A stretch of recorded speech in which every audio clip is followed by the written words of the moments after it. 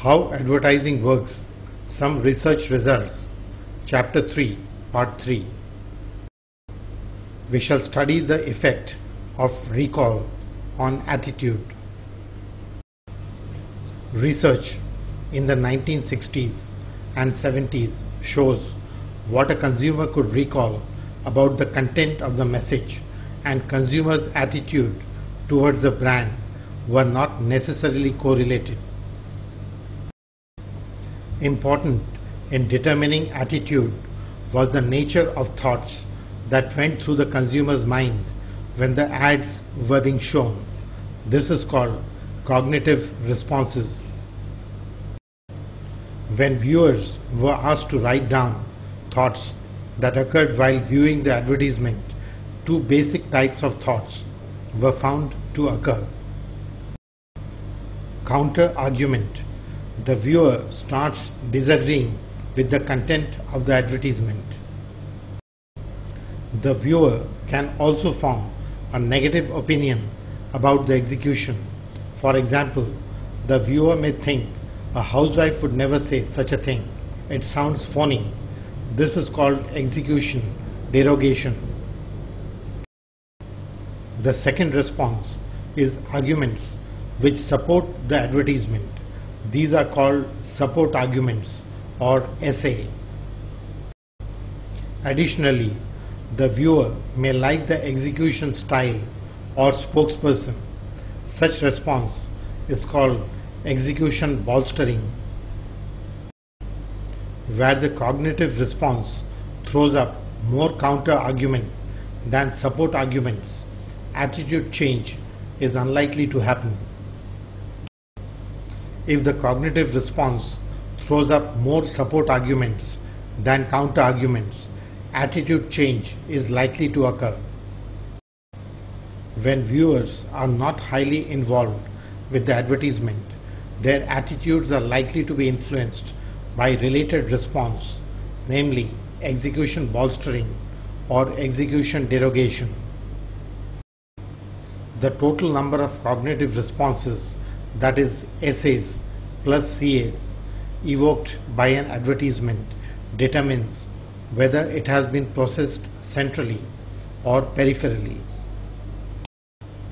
A small number of cognitive responses means that the viewer is not thinking about the brand and therefore is likely to respond to it peripherally.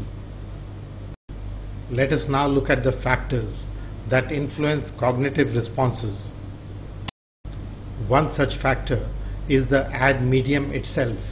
The more control the consumer has over the pace of presentation, the more SAs and CAs are generated. For example, print ads can lead to more cognitive responses than faster-paced TV or radio ads. The other factor is involvement or motivation. Consumers more interested and involved with the content of the ad, that is the product category itself, will generate more cognitive responses and form attitudes centrally. Another factor is the knowledge level of the subjects or viewers. More knowledgeable people will be able to generate more SAs and CAs than less knowledgeable people and will form attitudes centrally. Another factor is distraction. If either the environment of the ad or something in the ad itself distracts the consumer, fewer SAs and CAs are produced, reducing central processing. Another factor is emotion. If the ad evokes a positive emotion that puts the consumer in a good mood, the consumer is often less willing to spend the energy thinking about the ad content.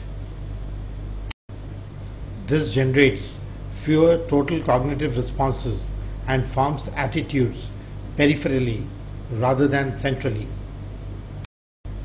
Another factor is need for cognition. Some individuals are simply more interested in thinking about things, that is, they have a higher need for cognition. and they usually generate more SAs and CAs. Thus, their attitudes are more centrally based. Another factor is repetition. The number of CAs fall and then rise with repetition. The number of SAs rise and then fall with repetition. Therefore, intermediate levels of exposure will generate the most SAs and the least CAs. Another factor is discrepancy from the previously held position or belief. If the person currently holds a position that is consistent with the message of the advertisement, SAs are likely, if not, CAs are likely. Another factor is the strength of the argument. If the logic of the argument is strong, SAs will be generated. If the logic of the argument is weak, CAs will be generated. Nature of emotion being felt. If the people are put in a positive mood either by the advertisement or by something else while processing the ad, they are more likely to generate SAs and less likely to generate CAs. The effect of recall on persuasion. Earlier, it has been suggested that recall may not be positively correlated with persuasion, but recall does relate to persuasion in low involvement situations. When a low involvement consumer eventually needs to pick a brand, he or she is likely to pick a brand they can recall. Recall of the advertisement is necessary but not sufficient in case of high involvement customer. In addition to recall, the message content should also set the brand apart from the competition.